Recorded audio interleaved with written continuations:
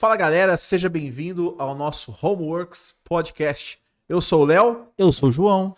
E você vai iniciar essa jornada conosco pela experiência da vida, do pensar, sei lá. Como diria no Fantástico, vai começar o show da vida. É.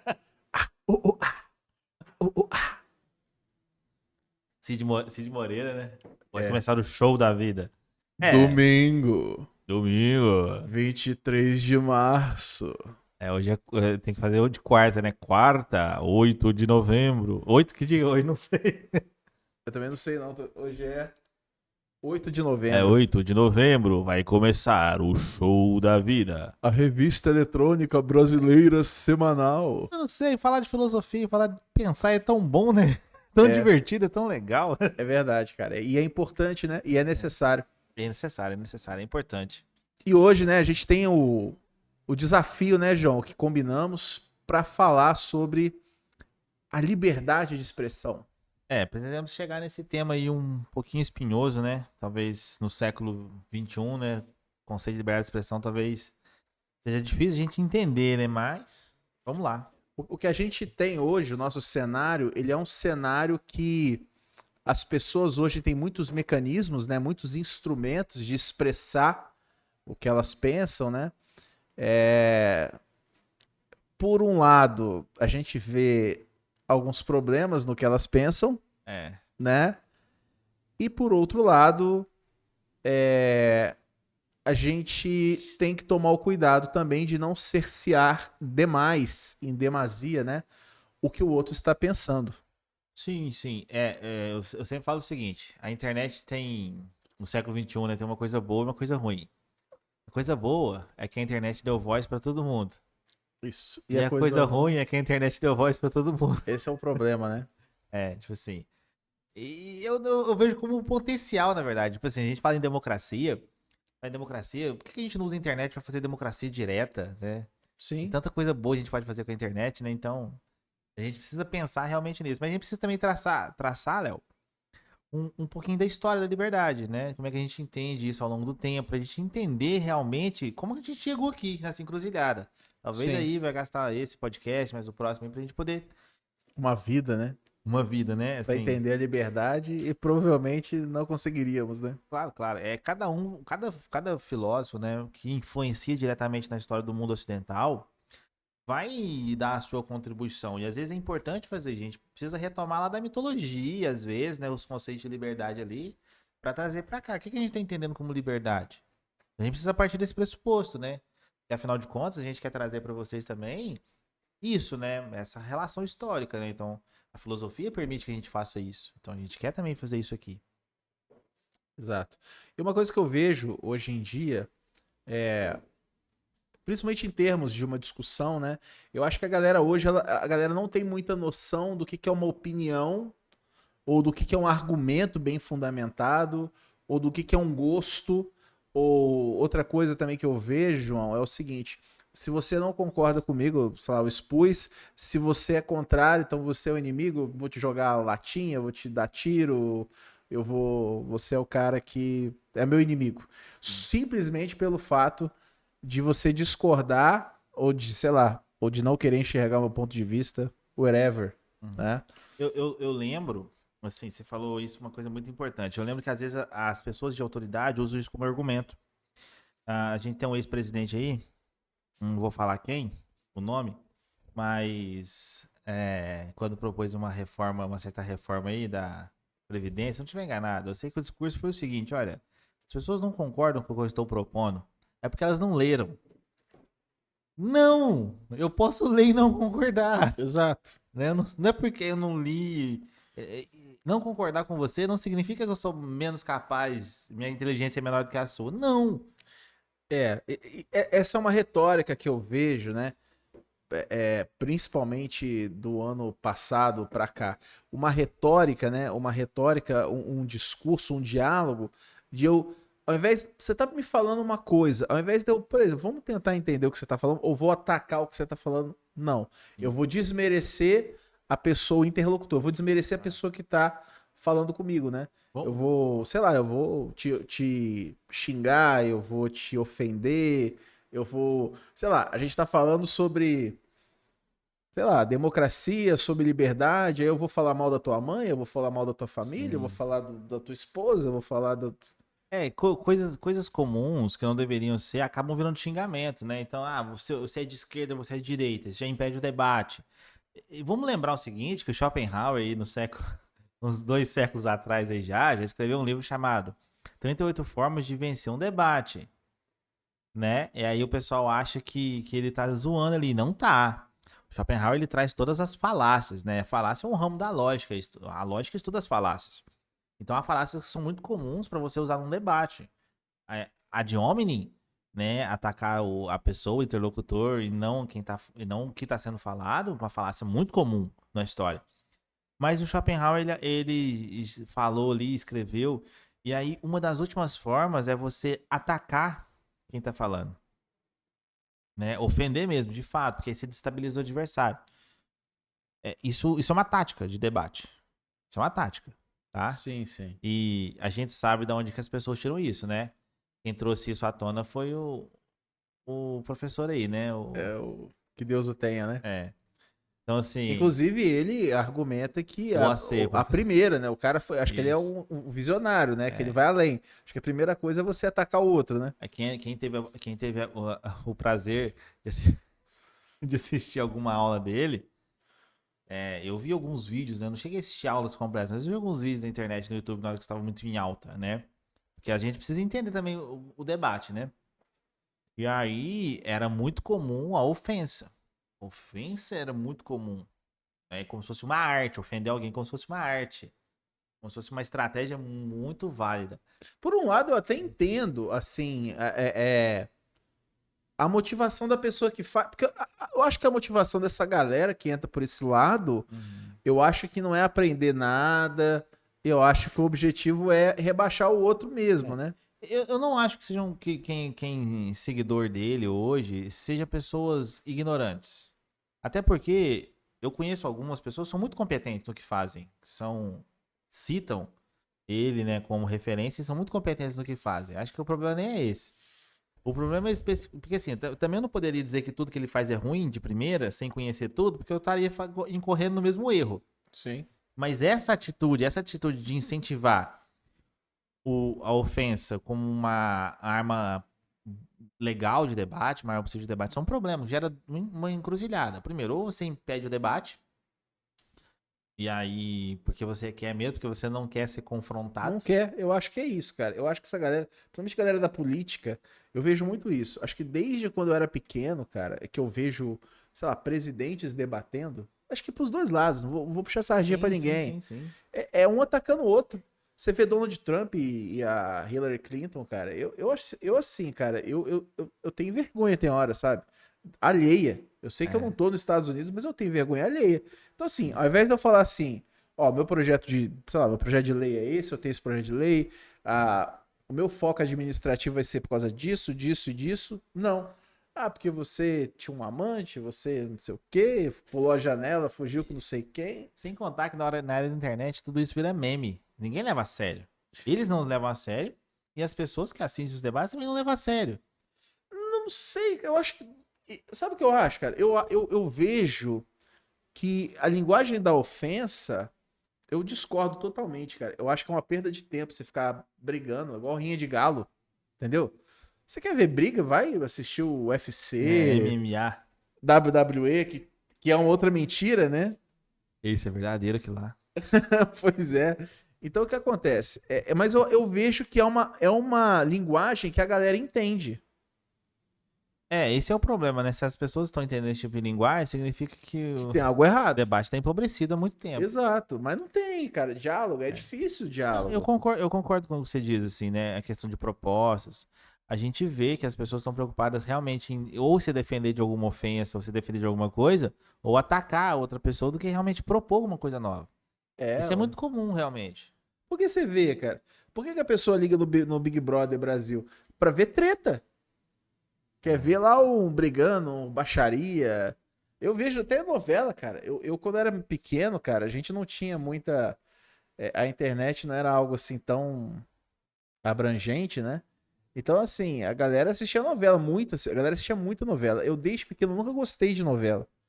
Mas a galera se reunia porque na Globo anunciava que ia ter um barraco. Eu gostava de novela. Você gostava? Quando era criança, eu gostava. Não, eu, sei lá, nunca gostei muito, não. Eu só assisti algumas porque também não tinha. É, mas é isso mesmo, né? Acaba modelando o imaginário E a das galera se pessoas. reunia pra ver as tretas, cara. Como se fosse isso que resolvesse os problemas. Sei, cara, assim, me parece que infelizmente é a linguagem que a galera entende, entende? A galera é a linguagem da ofensa, é a linguagem da baixaria, porque é isso que a galera gosta de ver, né? É, eu tenho essa impressão também. Tenho essa impressão que as pessoas se atraem muito por isso. Isso É, chama muita atenção das pessoas. você vê vídeos que são visualizados na internet, né? É, de vez em quando aparece assim umas notificações, né? Não mexe com quem está quieto. Alguém que tá quietinho, né, sofrendo alguma coisa, vai lá e revida na pancada. É, Isso é como se a gente se regozijasse com isso, né? parece que gera uma identificação rápida, né? Sim, sim. Porém preguiçosa, né? É preciso questionar. É preciso questionar isso porque também a gente acaba confundindo justiça com vingança, Sim, acaba. né? Quando a gente não relativiza essa questão da violência, não relativiza essa questão da liberdade mesmo de você agir, Sim, né? Você sim. acaba confundindo Pois justiça é, com exato. violência. É Ou vingança, complicado. né? Desculpa, né? Justiça com vingança. E aí a gente tá sedento por justiça e acaba pedindo mais vingança do que justiça. Sim. Porque no fundo eu quero apagar o que eu sinto, né? Eu não quero fazer o que é certo. Exatamente. É uma forma que você tem de tentar apagar. No fundo um problema tá em mim, né? Enfim. O problema tá Mas, na forma como eu enxergo, exatamente. mas é isso, cara. Então a gente vive num cenário de internet, cara, que as pessoas expressam, falam. Eu vejo, né, que muita gente aí ainda tá muito ignorante com o que fala, né? Fala coisas nazistas, racistas, misóginas e Anticientíficas. anticientíficas, antissemitas, sei lá, enfim. E por outro lado também, né? Eu acho que a gente também não pode incorrer, né, no exagero de, pô, você não pode falar nada, Sim. né? Então a gente tem que achar, né, talvez um caminho do meio aí, um caminho, né, um caminho equilibrado para entender até onde vai a minha liberdade de expressão, até onde ela pode ir, Sim. quais são os limites, né? Quais são os limites da liberdade, né? Parece um paradoxo, né? Paradoxal isso, né? Essa questão do caminho do meio, né? Acho que é o que Aristóteles chama de virtude, né? Assim, Sim. entre com algumas ressalvas, né? Da comparação direta. Mas é mais ou menos o que Aristóteles chama de virtude. Você encontrar o justo meio, né? Entre o excesso e a falta. Tanto o excesso quanto a falta é vício. São vícios, São né? vícios. Então, assim, a virtude está no justo meio. E talvez o caminho da virtude que nós possamos traçar, ou um caminho ético possível, seja esse, encontrar esse justo meio, né? Entre o excesso e a falta. Entre falar tudo que se pensa e não falar nada também. E eu acho interessante, né, cara? Quando que, na sua concepção, né, no seu estudo aí, né, que a gente vai estudando, ao seu ver, cara, quando que isso começou, essa ideia de liberdade de expressão? Porque acho que também, né, há muito tempo atrás não era algo acessível, né? Eu acho que houve tempos que a gente não tinha liberdade de se expressar de forma nenhuma, né? Não, não, não. Tem um texto, cara, chama A Liberdade dos Antigos e a Liberdade dos Modernos. E aí ele traz um paralelo interessante, faz muito sentido, assim, a meu ver, né, esse texto, né? É fácil você achar na internet, viu? É um texto pequeno, deve ser umas 7 páginas, não é muito mais do que isso, não. E aí ele traz esse paralelo dizendo o seguinte, olha, na antiguidade, porque a gente primeiro separar o que é vida pública do que é vida privada. A vida pública é aquilo que diz respeito a todo mundo, aquilo que é coletivo. E a vida privada é aquilo que diz respeito a mim, o tocante a mim. A mim enquanto indivíduo. Vamos lembrar que na antiguidade essa ideia de subjetividade, de indivíduo, ela não fazia muito sentido também. Porque era todo mundo junto, né? Era uma coletividade muito maior. Então o pensamento coletivo era muito mais influente do que o pensamento individual. Tá, não que não existe a ideia de eu, existe, né? Eu sou alguém, né? Mas assim, eu tô inserido numa coletividade. Essa ideia de interdependência, ela é muito forte. E aí, esse texto aponta o seguinte: quando você olha para a antiguidade, a liberdade pública, do ponto de vista público, da vida pública, ela é defendida. Então, eu tenho o direito, por exemplo, em Atenas, de ir para a Ágora, enquanto cidadão, e defender uma ideia, de expor uma ideia, de apresentar uma ideia. E aí, as pessoas podem concordar ou não comigo. Eu posso tentar defendê-la a todo custo, né? Desde que seja no uso da palavra, do vocabulário. Quando a gente passa para a modernidade, nós invertemos a lógica. E o que acontece, né? Só para voltar aqui. Nós temos essa liberdade pública, mas do ponto de vista da vida privada, a gente era determinado. Então, por exemplo, a religião que você seguia era o Estado que determinava. Existia a religião sim. oficial do Estado, então você tinha que seguir aquela religião oficial. Obrigatoriamente. Obrigatoriamente, né? Você tinha que ter umas certas práticas de conduta de vida privada, o Estado interferir diretamente. Quando a gente passa na modernidade, alguma coisa mudou. Por quê? Porque a nossa liberdade privada tem muito mais valor pra gente que a nossa liberdade pública. A nossa privacidade é inviolável. Ninguém entra no seu quarto sem a sua autorização. Ninguém entra na sua casa sem a sua autorização. Ninguém tem o direito de dizer o que você deve fazer ou não, que religião você deve seguir ou não, do ponto de vista privado. Do ponto de vista público, a nossa liberdade diminuiu, aparentemente. Nós somos muito menos ativos publicamente, mas nós garantimos muito mais a nossa liberdade privada. Então, só para começar, quando a gente fala de liberdade, parece que é um termo simples de você entender. Já temos pelo menos dois conceitos de liberdade aqui totalmente diferentes: liberdade da vida pública, liberdade da vida privada. E uma chave que muda nesse meio tempo aqui. Primeiro, a liberdade pública é maior e a liberdade privada é menor. Agora, na modernidade, na contemporaneidade, a liberdade privada é maior e a liberdade pública é menor. Então, já precisamos começar a entender por aí, né? Começar a entender por aí. Agora, quando que surge o conceito de liberdade de expressão, talvez, assim, historicamente falando, talvez a gente possa apontar o iluminismo. O iluminismo traz essa ideia da liberdade de expressão muito forte. Alguns pensadores como Voltaire, por exemplo, trazem essa ideia de uma forma muito forte. Então, por exemplo, o conceito de tolerância é um conceito que surge no século XVIII. John Locke, Voltaire, são filósofos que vão trabalhar essa questão da tolerância. E aí eles vão até discordar entre si sobre os limites da tolerância. Então, por exemplo, por Voltaire, a tolerância ela é absoluta. Ela é inviolável em todos os sentidos. Até tem uma frase que atribuem ao Voltaire aí, mas eu nunca vi escrito em nenhum livro do Voltaire, que é o seguinte, ó: eu posso discordar de você, mas eu morrerei defendendo o seu direito de falar. Mas é uma ideia presente ali.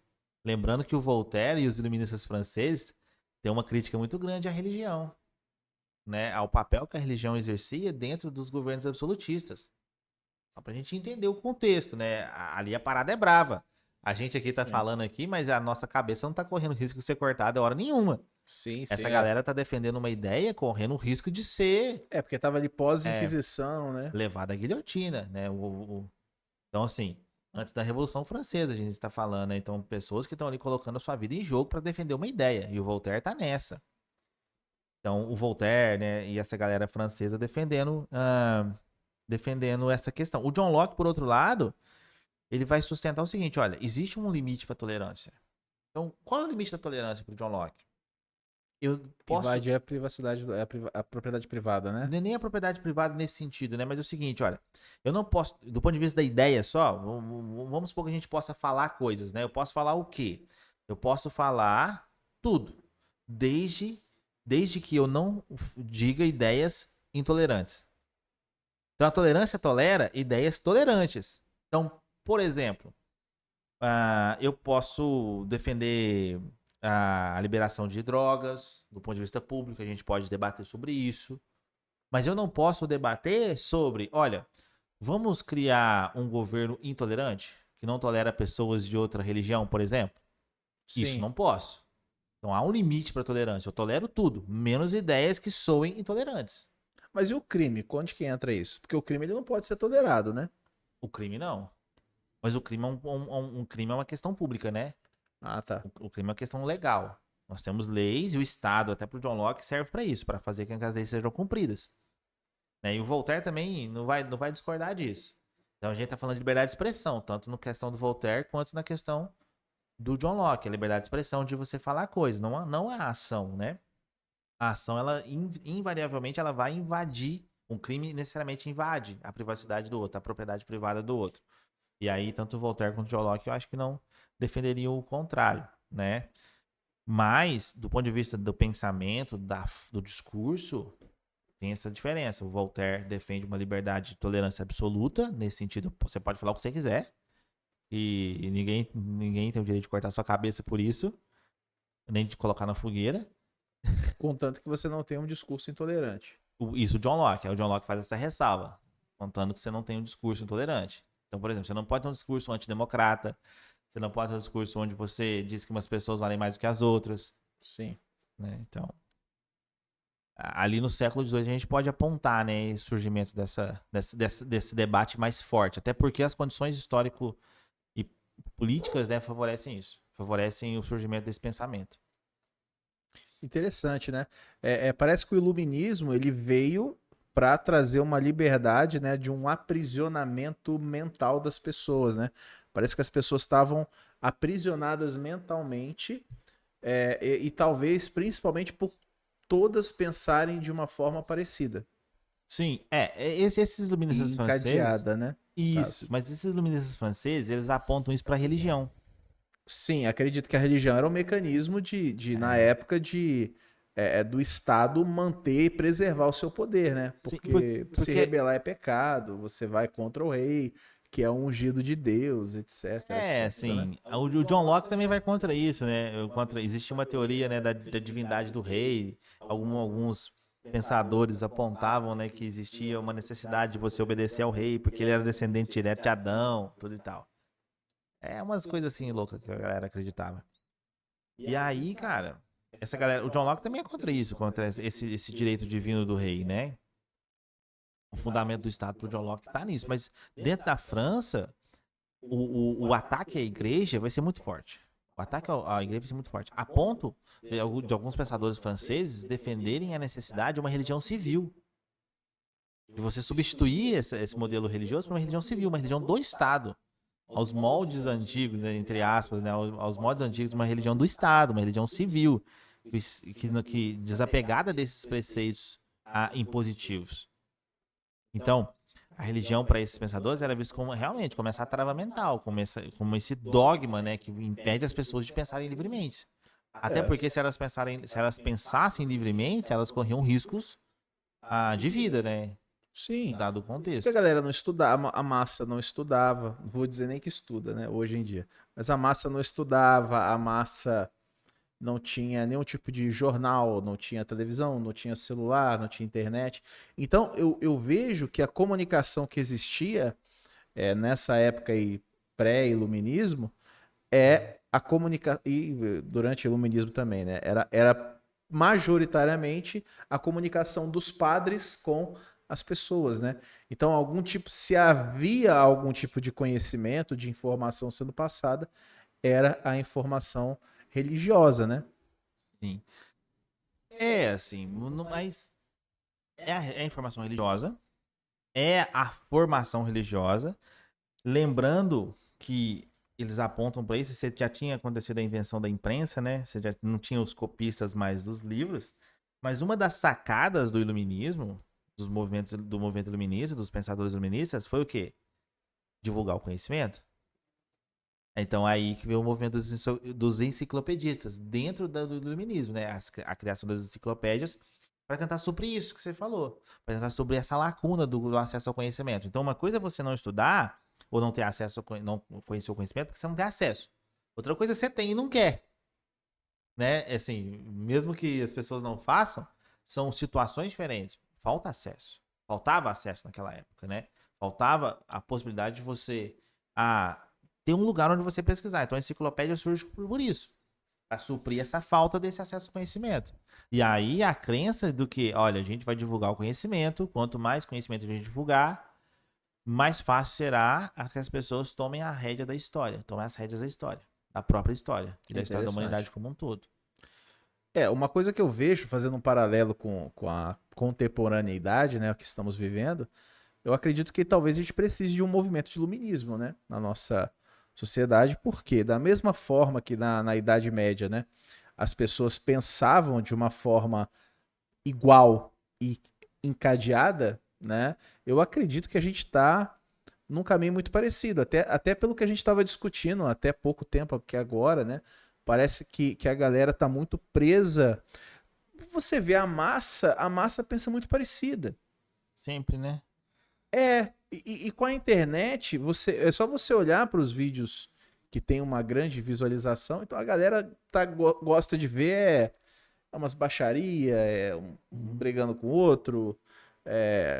Então, assim, então você vê que a galera tá presa nessa bolha, né? Nessa prisão mesmo, né? De Eu acho pensamento. que o movimento iluminista, apesar de ter essa intenção, não consegue cumprir o que pretende. Não consegue cumprir. Assim, há um certo padrão de repetição na história. Mais ou menos, porque você tem a Revolução Francesa, né? Então, assim, vamos fazer dois parênteses. Primeiro, quando o Léo fala lá na Idade Média, né, pensar em encadeado, a gente tem que fazer uma ressalva, porque depois a pessoa já vai falar assim, vai falar que na Idade Média não tem conhecimento. Tem conhecimento sim. Tem desenvolvimento agrícola, a gente tem técnicas que são desenvolvidas na Idade Média sim. A gente tá falando da massa. Primeira coisa é isso, é a massa. E aí, quando você fala da Revolução Francesa, a Revolução Francesa é um sintoma muito interessante. Um evento muito interessante. Por quê? Porque talvez a Revolução Francesa seja o primeiro momento da história onde você tem um movimento popular. E aí, isso vira um símbolo. Porque as pessoas vão pra rua, as pessoas entram na Bastilha. Quer dizer, parece ser o primeiro momento da história onde você tem uma ação popular. Parece que isso é realmente um reflexo do iluminismo. Sim, é uma pena que tenha que ser sangrento, né? Sim, uma pena que tenha que ser sangrento. Um movimento popular que não deveria ser necessário, né? Ou pelo menos tem essa intenção no começo, né? Liberdade, igualdade, fraternidade, tem essa ideia no começo. Isso não vem às vias de fato a acontecer. Né? A história mesmo francesa mostra isso. Logo depois você vai ter o Napoleão Bonaparte, logo depois da Revolução Francesa. Sim. Então, assim, não é fácil você consolidar. O Maquiavel também fala uma coisa muito parecida nesse sentido, que ele fala o seguinte, olha, eu sou um republicano. No entanto, a república ela só serve para estados já estabelecidos. Para a formação de um estado, para a instituição de um estado, para a fundação de um estado, você precisa de um príncipe de pulso firme que vai governar e fazer o que é necessário para manter o estado unido. Até ele... Então, assim, parece que a democracia, parece que a república são formas legítimas e válidas e as melhores, mas parece que você precisa de um preparo para isso, que as pessoas... Você não consegue colocar as pessoas lá. Vamos pensar num exemplo contemporâneo? Vamos sim, ué. Afeganistão. Os Estados Unidos acabaram de sair do Afeganistão. Tomaram o poder de novo. Por quê? Porque não tinha estrutura. Você vai colocar uma democracia ocidental num país do Oriente Médio. Foi isso que os Estados Unidos tentaram fazer. E aí não conseguiram, porque eles acabaram de sair e já estavam tomando poder. A Al-Qaeda já estava tomando poder de novo. Porque não existia estrutura para sustentar uma democracia. Sim. Então é preciso construir estruturas e instituições sólidas para isso. Para você defender a liberdade das pessoas, é preciso? É luta, né, João, também, luta. né? E assim, mas eu vejo que a gente tem mais facilidade para derramar sangue do que para derramar ideias, né? Derramar sangue é fácil. É mais fácil do que não é possível. Não era para ser, né? Não. Porque eu vejo o outro como um inimigo. Eu vejo aquele que discorda de mim como um inimigo. Não como um confronto só normal. Não, eu vejo como inimigo, não um confronto de ideia. É aquela questão, a gente personifica ideias. Então, a pessoa que pensa diferente, eu tenho uma aversão a ela. Eu assim, cara, eu entendo hoje, talvez, né? Talvez, João, uma das soluções para esse problema que a gente traz à baila hoje seja que um dos problemas da liberdade de expressão é que a gente às vezes não ouve muito, né? A gente não observa muito. A gente deveria talvez ouvir mais, observar mais. Eu acho que isso ajudaria bastante. Sim. Observar, ouvir é fundamental. Observar, ouvir, conhecer, ler. Saber. A gente falou também em outros momentos, né? Ter um pouco de empatia, porque as histórias de vidas condicionam pensamentos diferentes, tudo isso é Sim. importante. Mas ainda entendo que o conhecimento histórico da evolução do conceito de liberdade é fundamental. Pra gente saber que o que a gente defende como liberdade hoje não é o lugar comum de sempre. A gente precisa relativizar isso. Como assim? Explica um pouquinho sobre isso aí. Não, assim, eu tenho tentado apontar que, olha, o que a gente chama de liberdade não é simples de você definir. Não é simples, Não, isso sim. né? Então, assim, e mesmo assim, como a gente falou no último podcast, né? Mesmo quando eu entendo que eu sou livre, eu ainda tento terceirizar as responsabilidades da minha escolha para outro. Então, você se depara com a liberdade e você evita tomar decisões livres, Sim. transferindo a sua responsabilidade para uma outra instituição. Ah, eu não consigo fazer isso porque o Estado não permite. Ah, eu não consigo fazer isso porque minha mãe não permite. Ah, eu não consigo fazer isso porque minha esposa não permite. Ah, eu não consigo fazer isso porque meu trabalho não permite. A má fé. Eu tô o tempo todo lidando com essa limitação também. Eu quero ser livre, mas quando eu me encontro livre, eu evito sê-lo. Interessante, cara, porque eu tô pensando aqui, essa má fé na liberdade de expressão parece que ela é mais visível, né? Porque ao invés de eu conversar com você, eu vou culpar você, eu vou te rebaixar Sim. você. Então eu acho interessante, né? Como que dá até pra escrever um artigo sobre isso, se a gente quiser, né? Como que a má fé sartriana se manifesta nas liberdades de expressão, entre aspas, né? Porque você aponta para o outro. Sim. É exatamente isso. Você tá o tempo todo desfazendo-se da sua própria liberdade. Eu É, tô evitando ela. parece que Sartre previu até isso, né? Sim. Sim, aparentemente sim. Se a gente. E também não foge muito do sentido, porque se liberdade de expressão for um subconjunto da liberdade, tá dentro, né? Sim. Assim, eu enxergo isso, né? A liberdade de expressão como subconjunto da liberdade. A liberdade vai se manifestar dessas formas, né? Liberdade política, liberdade de expressão, liberdade ética. Tem Sim. essas nuances da liberdade. Mas no limite, é claro que você não pode fazer o que você quiser e ilimitado, mas no limite, quando você encontra a liberdade, você abre mão dela. A maioria É, das pessoas abre mão da liberdade. uma coisa que eu fico pensando, né? Porque acho que lidar com a liberdade, né? Acho que o próprio Sartre escreveu sobre isso, né? Lidar com a liberdade não é uma coisa fácil e leve, né? Não é fácil, não é leve. Mas, assim, lidar com a liberdade não é fácil, mas lidar com o destino também não é fácil, não é leve. Lidar com o. Destino. Ah, tá. Vamos fazer mais uma imersão histórica aqui. Vamos lembrar o seguinte, olha, a gente tem no mundo ocidental, lá no surgimento do Ocidente, na Grécia, o conceito de tragédia. Né? Tragédia não é uma coisa ruim que acontece. Tragédia é um destino inevitável. E aí, quando você pega lá as peças de teatro, né? O Édipo. Vamos pegar a história do Édipo, por exemplo. O Édipo, quando teve a profecia pro pai dele de que ele mataria o pai e se deitaria com a mãe. Aí o que o pai do Édipo faz? Manda o funcionário dele mandar o Édipo matar o Édipo.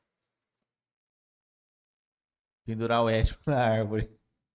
Eu acho que ele faz isso, pendura o Édipo, né? Porque Édipo significa os pés inchados, né? Édipo significa isso. E aí alguém acha o Édipo, salva o Édipo, leva a criança pra casa, leva o bebê pra casa. E aí o Édipo cresce normalmente. Quando o Édipo é adulto, ele tá em viagem, ele encontra o pai dele, que era rei de Tebas. Rei de Tebas. Num desses caminhos, por uma treta por uma treta do destino. Destino, né? Literalmente, né? Como é que chamava aquela novela? Senhora do Destino. Senhora do Destino. Por uma Senhora do Destino. Ele acaba entrando em conflito com o pai, né? Sem saber que é o pai, né? Acaba entrando em conflito com o Laio. Acho que é Laio o nome do pai dele. E aí mata o pai dele. Continuando a viagem do Édipo, ele vê uma cidade atingida pela esfinge, né? Sufocada pela esfinge. E aí tem que adivinhar o enigma da esfinge para poder entrar na cidade. E aí ele mata a esfinge, ele adivinha o enigma, entra na cidade e mata a esfinge. Que isso? E é a cidade de Tebas. Só que como o pai dele tinha morrido, o trono estava vago. Qual que é o prêmio dele? Se casar com a esposa do Lai, que era viúva. Tá. Então ele não o pai dele não conseguiu evitar o destino dele, Sim.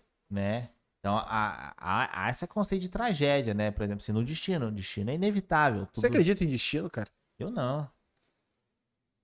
Eu não. É só a mitologia grega mostrando pra gente como a gente pensa de fato, né? Como as pessoas pensavam na época, pelo menos. Então, Ah, tá. há essa ideia de tragédia apontando pra isso, né? Apontando pra uma necessidade do destino. Você não consegue evitar. Todo ato livre que você tem, no limite, vai te encaminhar pro mesmo destino que estava traçado. Ah, tá. Você fala da forma como os gregos pensavam. Isso, exatamente, né? Então, dessa forma, você pensa a tragédia assim, a tragédia ela aparece com isso. Isso era uma forma de educação do povo grego. Porque essas peças de teatro, elas eram apresentadas Ah. para o público. Eles acreditavam. A mitologia pra eles era religião na época. Então, Aí tinha as górgonas, né? isso, Traçavam e os era a destinos. educação, de fato. Educação. Então, estava mostrando como, olha, você não tem como fugir do seu destino. Sua vida é ruim, você não tem como fugir disso. Qualquer coisa que você fizer, sua vida vai continuar sendo ruim, porque não tem como você fugir do seu destino. E aí tem a questão também, você coloca heróis, né, em situações, Hércules, Aquiles, você coloca heróis em situações difíceis na vida. Pra mostrar, olha, nem os heróis conseguem fugir do destino que é enfrentar problemas difíceis. Sim. Então, assim, era pra educar o povo. Isso acaba fazendo parte da cultura, essa ideia de destino, o destino inevitável. Acaba fazendo parte da cultura. A gente tem também a ideia cristã, de que, olha, tudo acontece pro bem daqueles que amam a Deus. Tudo de ruim que acontece tá dentro de um plano maior, né? Agostinho, Leibniz vão defender essas ideias, né? Então, assim, até a ideia também do corpo sofrer, ele é necessário que o corpo sofra Pro espírito pro se espírito. elevar, Isso, né? exatamente. Então, assim, lembrando também que a ideia de liberdade para Agostinho é um pouco diferente do que a gente entende, né? Ele vai Sim. dizer, olha, e decidir entre o bem e o mal não é liberdade, é livre-arbítrio. Então, você tem um livre-arbítrio de escolher entre o bem e o mal. Mas você só é livre quando você escolhe o bem. Porque quando você escolhe o mal, você está sendo escravo das suas paixões, do seu corpo, tudo e tal. Então, assim, essas nuances de liberdade, elas vão vai contornando a história. E aí, a gente só tem essa liberdade mais ampla na modernidade.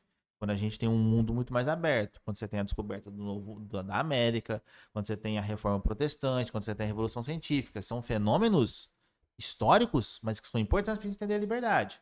Sem isso, olha, sem a descoberta da América, sem a Revolução Científica e sem a Reforma Protestante, você não consegue relativizar isso tudo. Isso tudo, ontologicamente falando, sustentava o mundo ocidental. Mas assim, cara, você acha que a nossa liberdade tá mais ampla hoje, cara? Do ponto de vista da definição, sim. E eu acho que a gente é mais livre hoje. Eu acho que a gente abre mão dela, é diferente. As pessoas abrem mão da liberdade.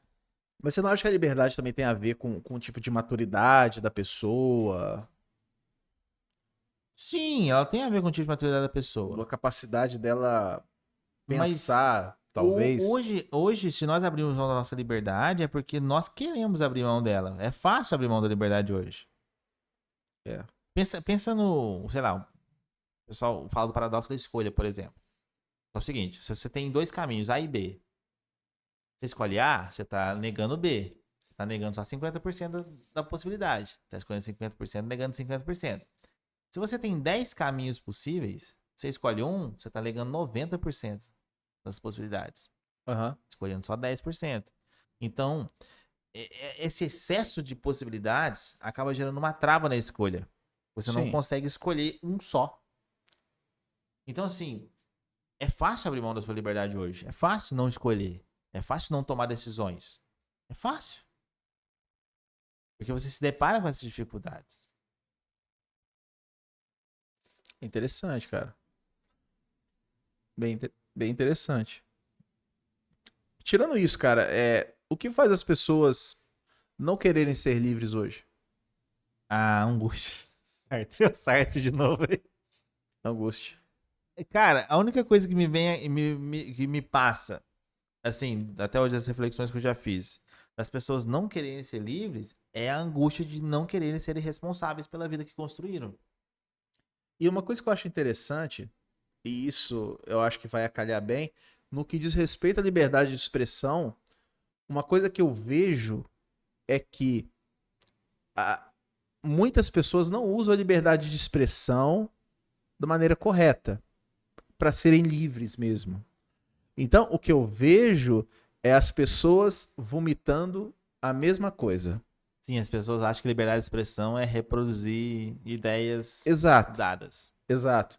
Uma coisa que eu acho interessante, eu gosto muito de assistir o canal Nova Acrópole, eu acho muito legal, eu gosto muito do discurso aí da Lucilena Galvão, do pessoal lá também que palestra.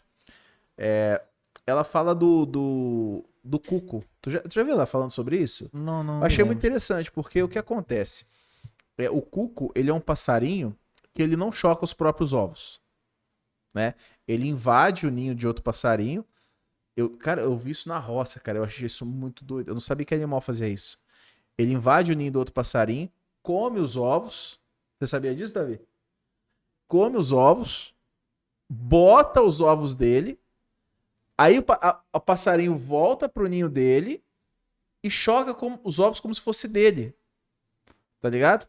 Sanguessuga. E aí depois ele vai chocar os passarinhos, certo? Vai cuidar como se fosse dele e beleza, gerou cucos ali. Então o que a Lucilena Galvão fala? Ela fala o seguinte: você tem que tomar cuidado para você não estar gerando ovos de cucos, você tá gerando ideias que não são suas. Sim. Entendeu? Você tá chocando, você tá cuidando, você tá com todo. Porque eu vejo isso, cara. Isso, quando você percebe, é um despertar. Porque às vezes você cuida tanto de uma ideia, você defende tanto uma ideia, com unhas e dentes, você tem um amor por uma ideia, e essa ideia não é sua. Sabe? É um cuco que Uma ideia invadiu. que foi colocada em você.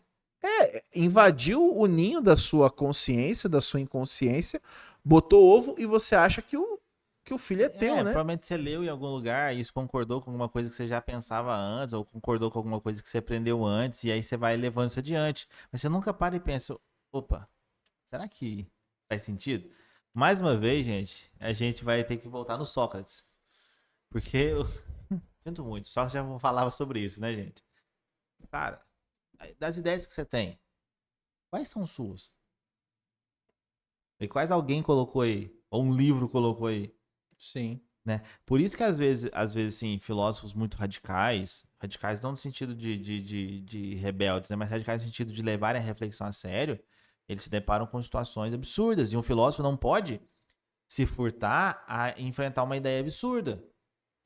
Não pode se furtar a enfrentar essa ideia. Ah, você tem que enfrentar ela, mesmo que ela pareça absurda. Acho que nem a filosofia, nem a ciência pode se furtar a isso. E aí você tem que deparar com ideias absurdas. Descartes é um exemplo disso. Sim. Né? Ele chega um momento que ele tem que, ou eu levo a sério o meu trabalho aqui, ou eu abandono ele agora. E aí vai criar a ideia lá, duvidar da matemática, como é que ele faz todo um processo para levar, pra dizer que às vezes a matemática, talvez nem a matemática seja tão exata assim, né? Então, é um processo árduo de pensamento. É difícil de você fazer isso. E assim, uma coisa que eu acho importante a gente falar com o pessoal, então por mais que venha um conhecimento de fora, né, que traga algo, alguma novidade, eu acredito que a pessoa tem que se debruçar sobre esse conhecimento de forma que ela gere uma autonomia sobre esse conhecimento, para ter um pensamento, porque assim, o conhecimento pode não ser autoral, mas o pensamento pode. Sim, pode. Eu posso ler um livro, ou eu posso ter uma conversa contigo, você me ensinar, eu posso ter uma aula contigo. Você me dá uma aula. Você me dá uma aula sobre. Uma aula que você me deu já sobre Sócrates, sobre Aristóteles, né? Você pode ter me dado essa aula, eu não vou ficar repetindo o que você falou. Eu posso pensar no que você falou e aplicar, sabe, mentalmente em situações da minha vida e tornar esse conhecimento em pensamentos autorais. E aí eu não vou estar chocando ovos de cuco, eu vou estar chocando ovos meus, né? Porque pensamentos autorais, pensamentos que vêm de mim, É né? interessante você Também. falar isso aí, porque eu lembrei de uma coisa do Nietzsche. Eu acho que é o Nietzsche ou Schopenhauer, um dos dois, não lembro agora. Pensamento sobre educação, que ele fala o seguinte: a maior decepção para um professor é nunca ser superado pelo seu aluno. Eu também acho, cara. Eu acho interessante, tem aquele filme do Star Wars, tem umas coisas que assim, que você aprende, né? Tem o Sith, tá ligado? O Sith. Não O lembro. Sith é o Jedi do mal, não é isso, Davi? O Jedi do mal. Aí o Sith, ele tem um discípulo, certo? Todo Sith só vai ter um discípulo, certo? E ele vai ser discípulo do Sith e vai treinar os discípulos, tá? Até o discípulo crescer, ficar forte e matar o Sith. Ser tão foda que vai derrotar o Sith e matar ele. Entendeu? Então sempre vai ter um e um discípulo. Aí uma hora o discípulo vai derrotar ele, aí vai substituir e vai pegar outro discípulo. Qual que é a ideia? A ideia é que o discípulo você vai ensinar, porque você já é um cara que já está num patamar muito forte. Então, você ter aquele discípulo vai forçar você também a não enferrujar. Então você vai ter um cara que pode te matar a qualquer momento. Sim, exatamente. Entende? Então, assim, eu acho que essa é a ideia, né? Uhum. Eu acho que é a ideia de você tá sempre também melhorando, né? Tá sempre também num... Se a gente levar em consideração os grandes pensadores da humanidade, todos eles tiveram grandes professores, grandes Sim. mestres, né? Então pega uma linhagem, Sócrates foi professor do Platão, Platão foi professor de Aristóteles. E para você derrotar o cara, o seu professor, você vai ter que ir além dele. Você vai ter que Exatamente. pegar ele de um jeito que ele não espera. Então você vai ter que colocar a sua essência. Sim, e lembrando que essas pessoas fazem isso, mas de uma forma muito honesta, né? Sem aquela ideia do começo, nossa, sem ofender. Sem querer matar o É, professor. o Aristóteles até aponta algumas críticas do Platão, mas nunca sem ofender. Nunca ofendendo, desculpa, né? Nunca ofendendo. Sim. Ele sempre aponta críticas ao Platão, mas de uma forma respeitosa. É, cara, eu acho Pode até que. parecer irônico o jeito que o Aristóteles fala, mas. É, cara, eu acho que a partir do momento que a gente vive numa sociedade, né? Ou uma sociedade civilizada, né? É. Qual é Que- o projeto de civilização? Talvez essa seja a pergunta, né, Léo? Então assim, eu acho que a gente tem que se respeitar, né? E aí, cara, e tem essa questão da tolerância também, cara. Essa questão da tolerância é uma coisa que se debate muito hoje em dia, né? Uhum. Se fala muito sobre tolerar fulano, beltrano, tolerar costumes, tolerar isso, tolerar aquilo. E às vezes eu vejo, cara, que a galera, muita gente quer ir pro caminho certo, mas tem uma galera que parece que tá perdida. O que você pensa sobre isso aí, cara? Sobre a questão da tolerância? Eu vou te dar um exemplo. Quer ver uma ideia que eu acho errada? Que é o seguinte: a pessoa diz o seguinte, ah, eu respeito, mas eu não concordo, mas eu acho errado. Se você coloca esse mas eu acho errado depois, você já não tá respeitando. Sério, você acha? É, por quê? O respeito é você. Isso não te impõe, não é da sua conta, de fato. Você não precisa dizer que você acha errado. Ah, entendi. Né? Então, vamos pensar um dos maiores problemas que a sociedade brasileira debate aí, que é o casamento homossexual entre pessoas do mesmo sexo. Tá, tudo bem. Ah, eu respeito, mas eu acho errado. Não. Ah, tá. Então, por exemplo, aí as pessoas dizem, ah, mas eu tenho a liberdade de expressão. Tem, Mas é a vida privada da pessoa mas também, é a né? vida privada da pessoa. Eu entendi o que você quis dizer. Ah, a pessoa pode discordar, talvez por uma conduta dela, né? Sim, Agora é a conduta do outro, né? exatamente. O que que acontece? É muito difícil realmente entender isso, por quê? Porque pode parecer que eu tenho a liberdade de dizer isso. Mas a partir do momento que eu digo isso e defendo isso, e aí uso isso para pauta de debate, eu já não tô mais só no meu campo do respeito. Sim, E quando eu digo eu respeito, mas eu não concordo, mas eu acho errado, eu já tô apontando que a conduta do outro é errada. sim. Eu respeito, mas eu acho errado. Não, eu respeito, mas eu não acho nada, Eu não né? sei, eu acho que essa galera, talvez, essa galera pense que. Talvez, por exemplo, o cara, o casamento gay, por exemplo, vai ferir os princípios dela ou vai ferir os princípios da sociedade? Eu acredito que essas pessoas pensem assim. Sim.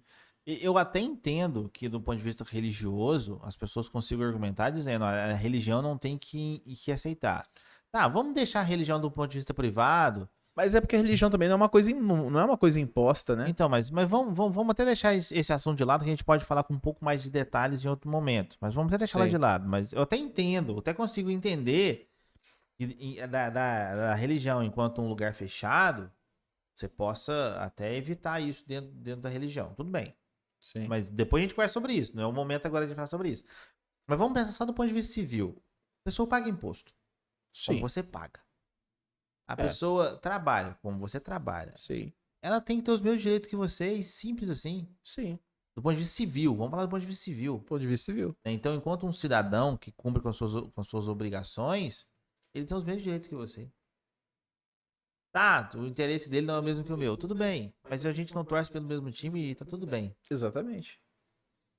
Então, não é o problema. O problema é que as pessoas, sob essa capa de eu respeito, mas eu acho errado, sobre a liberdade de expressão, né? Eu respeito, mas eu acho errado, acabam mantendo ainda culturalmente ideias que vão atacar diretamente a vida privada de outro. Isso.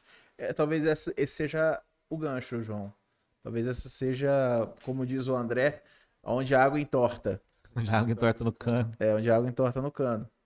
Né? Eu acho que essa questão, se o seu posicionamento está afetando a liberdade privada da pessoa, né? Sim.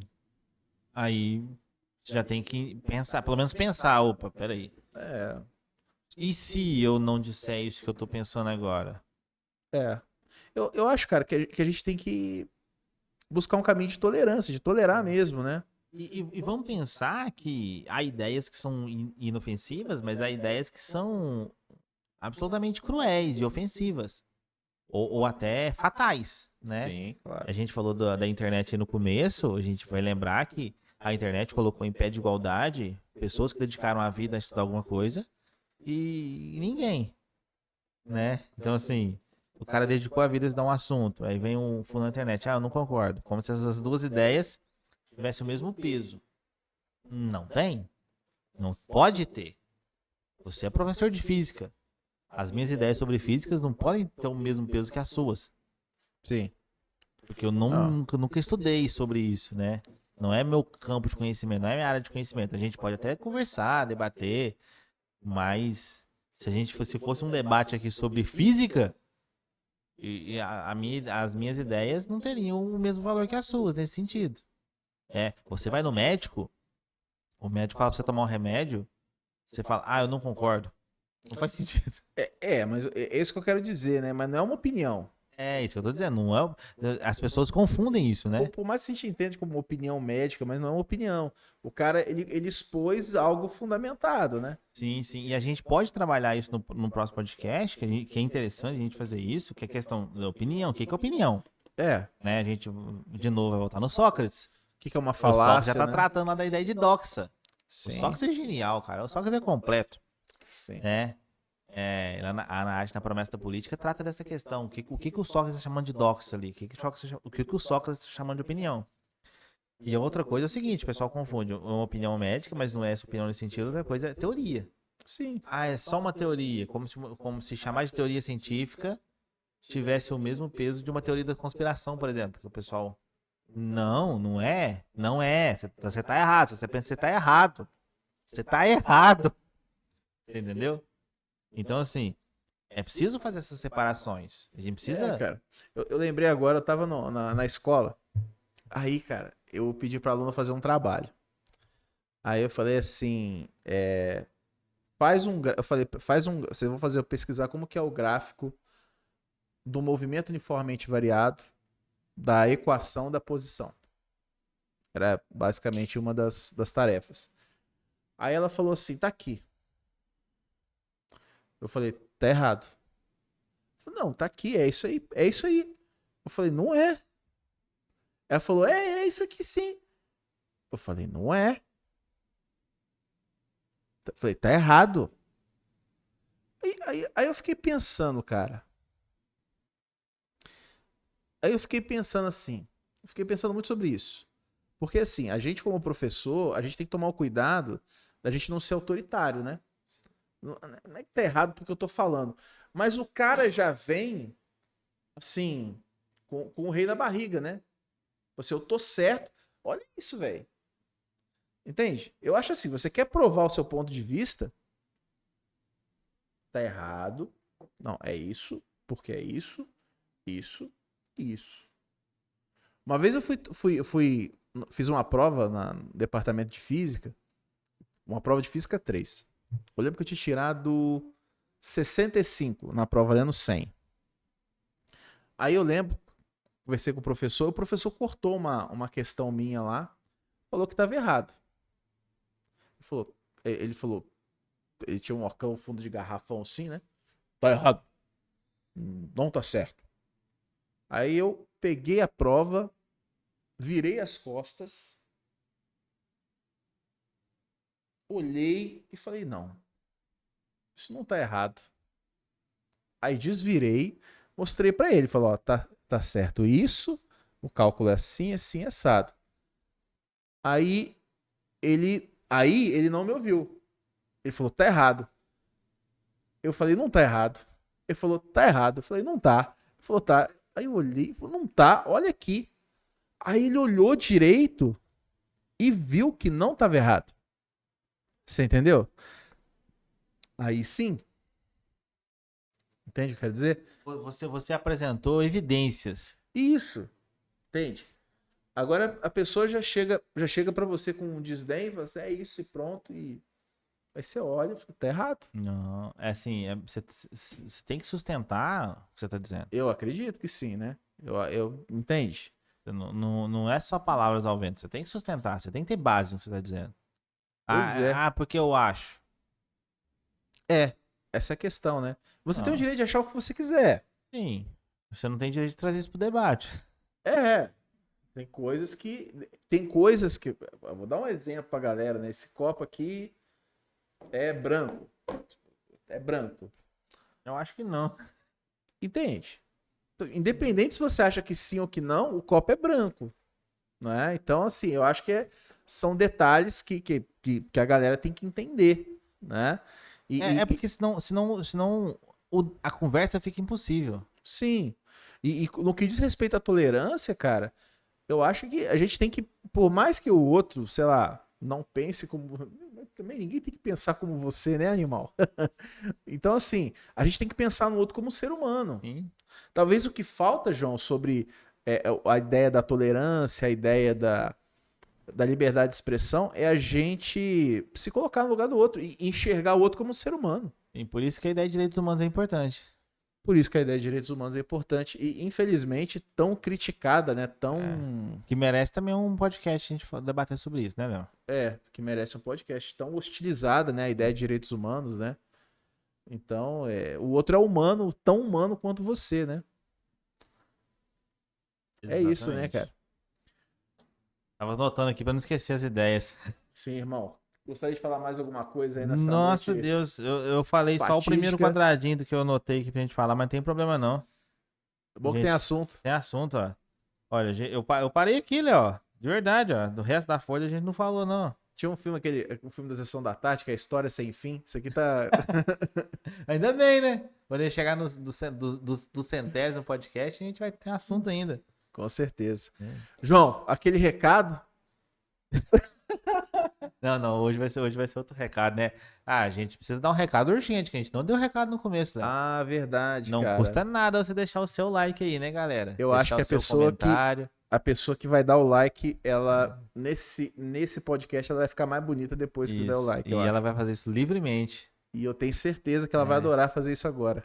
Deixe seu like aí, né? Tamo, por gentileza, faça favor. Se você gostou do vídeo, se você não gostou também, deixe o seu comentário negativo aí.